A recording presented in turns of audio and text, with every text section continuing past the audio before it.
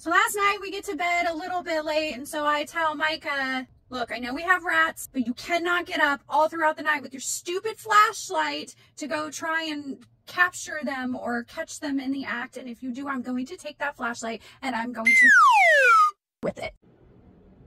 You have to understand that since we've been here in Mesa, I have not slept through the night. This place is so freaking loud. And then for the last month, we've been having this really fun rat adventure. And every single night, 3 or 4 times throughout the night, Micah will wake up, grab his flashlight, and go running to go try and catch the rats in the act. I don't know.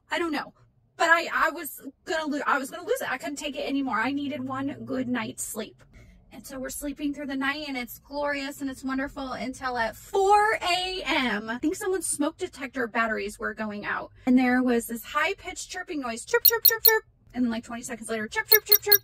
20 seconds later, chirp, chirp, chirp, chirp. You get the point. So I laid there because it woke me up out of a dead sleep. It's somewhere outside. So when you live in an RV, you can hear every little noise. There's no freaking insulation, so I have no idea whose smoke detector was going off at 4 a.m. But I hope you got better sleep than I did. That's all I'm saying.